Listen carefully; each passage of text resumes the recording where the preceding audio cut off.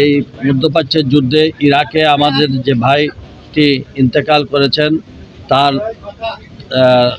লাশটা আমরা এখন রিসিভ করেছি। আমি এবং আমাদের মুক্তিযোদ্ধা বিষয়ক মাননীয় মন্ত্রী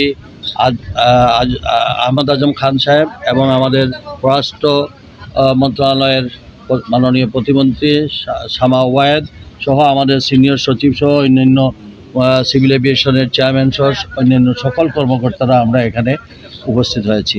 আমি তার এই লাশের যাবতীয় কাজ সম্পন্ন করার জন্য আমাদের মুক্তিযোদ্ধা বিষয়ক মন্ত্রী জনাব আহমদ আজম খান সাহেবের কাছে হস্তান্তর করছি এবং তিনি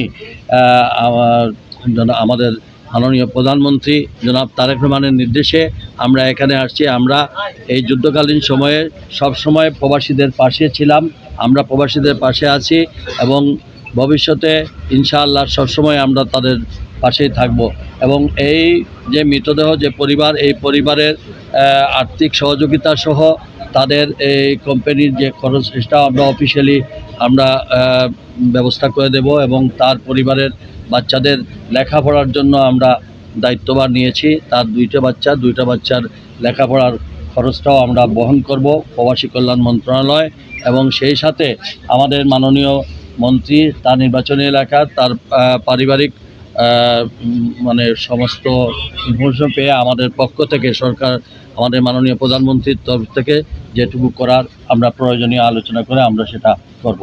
এখন আমি জনাব আহমদ আজম খান সাহেবকে তার এই যে আনুষঙ্গিক কিছু কাজ করার জন্য আর্থিক সহযোগিতা দুইজনকে দিলাম। যে একজন নর্মাল ডেথ আসছে, ওনার পাশেও আমরা আছি, প্রবাসী হিসাবে ওনাকেও আমরা একই জায়গায় বাড়ি আমরা দুটি মাননীয় মন্ত্রীর কাছে হস্তান্তর করলাম। আপনারা দোয়া করবেন আমাদের মাননীয় প্রধানমন্ত্রী জনাব তারেক রহমান এই তার দায়িত্বভার গ্রহণ করার পর থেকেই সমাজের সর্বস্তরের মানুষের পাশে, বিশেষ করে প্রবাসীদের পাশে উনি আছেন। আমরা সবাই আছি, আমাদের জন্য দোয়া করবেন, আমরা যেন মানুষের প্রত্যাশা পূরণ করতে পারি। পরিষ্কার তো বললাম, এখন সাময়িকভাবে তাদেরকে আমরা আর্থিক সহযোগিতা করব এবং পাশাপাশি তাদের বাচ্চাদের লেখাপড়ার ব্যবস্থা করব। তাদের পারিবারিক অবস্থা বুঝে আমরা যা যা করার আমরা সংশ্লিষ্ট হওয়ার এবং তাছাড়া আমাদের আইডেন্টিফাই করতে হবে তাদের ফ্যামিলি মেম্বার কতজন কারা আছে, উত্তরাধিকারী কারা আছে, সেটা দেখে আমাদের সংশ্লিষ্ট সংসদ সদস্যরাও আছেন, সবাই মিলে আমরা এটা সমাধান করব, দায়িত্ব নেব।